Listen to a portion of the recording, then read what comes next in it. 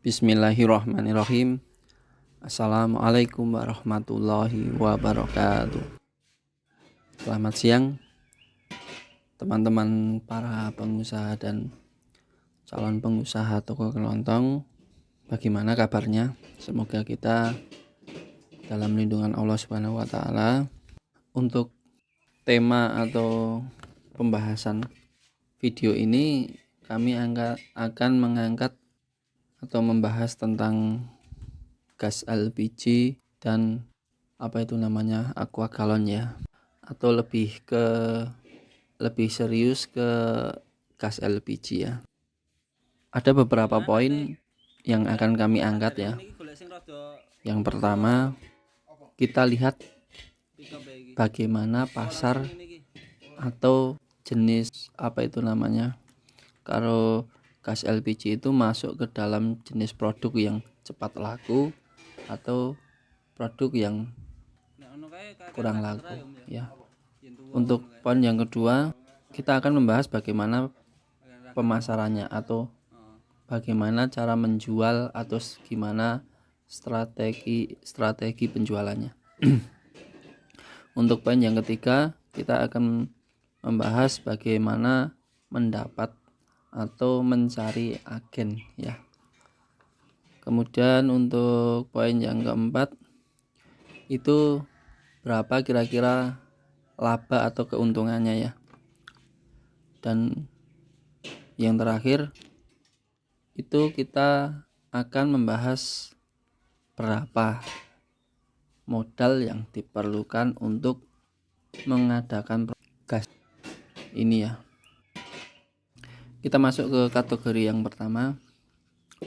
Untuk gas sendiri itu dari segi pasar ya. Dari segi pasar itu setiap rumah tangga atau setiap orang yang mungkin bermukim di bawah genteng ya, itu kemungkinan besar akan membutuhkan ini.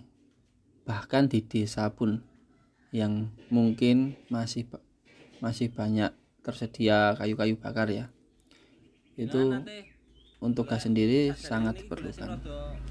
Kemudian ini menurut produk yang cepat atau yang lambat. Untuk gas sendiri ya, menurut kami itu ada kalanya itu melebihi dari kebutuhan pokok, bahkan melebihi dari beras atau mungkin ketika beras itu nggak ada, kita bisa beli mie atau beli apa. Tapi untuk gas, sekalipun punya beras tapi nggak bisa dimasak kan repot ya. Jadi kalau gas itu ketika ini untuk di wilayah kami ya, hari ini agak susah. Jadi nggak tahu itu sistem pemerintah gimana. Tapi ketika susah ini ya, bahkan orang-orang itu nyari sampai jauh, sampai beberapa kilometer lah. Oh ya, ini masuk ke poin yang kedua, itu bagaimana pemasarannya. Sebenarnya untuk barang ini tidak terlalu sulit ya, karena mempunyai peran yang sangat penting. Namun ketika baru pertama ya, atau awal-awal toko kita buka, atau awal-awal toko kita baru menyediakan gas ya, itu cukup di awal-awal kita gas taruh di depan, supaya itu dengan tujuan supaya orang-orang tahu. Tetapi jangan lupa diawasi ya kalau di depan ya. Kalau perlu dirantai, soalnya kalau gas itu riskan. Bukan hanya orang yang niat-niat mencuri ya. Ketika orang datang kemudian bayar bawa gas satu, tapi ternyata karena kelengahan kita, mereka itu nggak bawa gas kosongnya, kan repot kita ya. Kita masuk ke poin yang ketiga. Untuk poin yang ketiga itu adalah cara mendapatkannya. Oh ya, bagaimana cara mendapatkannya? Untuk teman-teman silahkan cari pangkalan-pangkalan gas yang terdekat ya, yang terdekat dari toko atau tempat tinggal Anda itu. Kenapa yang terdekat? Karena kalau lama-lama gas ini untuk ambilnya sendiri harus meninggalkan toko ya. Ya kalau kalau ada temannya yang nunggu sih nggak apa-apa, tapi kalau seperti saya harus menunggu sendiri, apa-apa sendiri, harus tutup ya. Itu yang pertama. Untuk yang kedua, yang pertama itu ambil sendiri ya di pangkalan ya. Atau yang kedua itu mencari pangkalan yang mau suplai ke warung-warung. Jadi kita di rumah, mereka yang suplai. Jadi seperti itu. Seperti yang saya lakukan karena kerepotan saya, maksudnya karena saya itu nunggunya sendiri. Kemudian produk-produk saya itu kan kalau pulsa kan nggak bisa cepet ya. Maksudnya produk-produk digital itu harus memang kita diem, nggak bisa seenaknya gimana gitu, nggak bisa. Soalnya lalai saja satu angka itu uangnya akan hilang ya. Cuman ini yang harus digarisbawahi, untuk pengambilan sendiri itu akan lebih mudah. Bukan lebih mudah ya, akan lebih murah daripada yang diantar. Soalnya ya memang mereka menggunakan bensin ya. Ini untuk poin yang kelima. Yang keberapa ya tadi ya? Yang keempat. Yang keempat itu laba atau keuntungannya gimana. Kalau kita ambil di pangkalan itu, kalau pangkalannya besar berapa ya nggak tahu saya, mungkin 15.000 atau 16 atau 17, nggak tahu. Jadi kalau di wilayah saya eceran warung itu 20.000 ya, 20.000 ya. Kalau saya sendiri kan ambil sama pangkalan yang mau mensuplai, jadi yang datang ke warung gitu. Kita nggak usah keluar rumah. Kalau saya ambil itu harga belinya itu 18.000, kita jual 20.000 ya.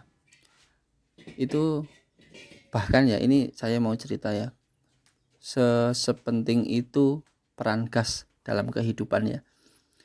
Itu wilayah kami itu pangkalan banyak berdekatan. Kalau Oman itu apa ya, kalau kebagian kalau ambil di sana itu ada yang 17.000, ada yang 18.000. Kemudian kami para pengecer toko itu jualnya 20.000. Untuk kami para pengecer ya, atau dijual di toko itu jual rata-rata 20.000, ambilnya 18. Akan lebih banyak labanya itu ketika teman-teman mau atau bisa ambil sendiri di pangkalan ya. Itu akan lebih banyak, mungkin bisa 3.000 per tabung ya. Ini masuk ke poin yang terakhir. Berapa modal yang harus kita keluarkan untuk menambah produk di toko kita, jadi produk gas itu tadi ya. Untuk berapa modalnya, di wilayah kami itu tabung kosong itu harganya 135 atau 140-an. Jadi ketika tabung sama isi itu sekitar 160 sama 155 sampai 165. Jadi itu modal awal ya. Jadi nanti kalau sudah punya tabungnya itu, kalau sudah ditukar ya laku ya, nanti tinggal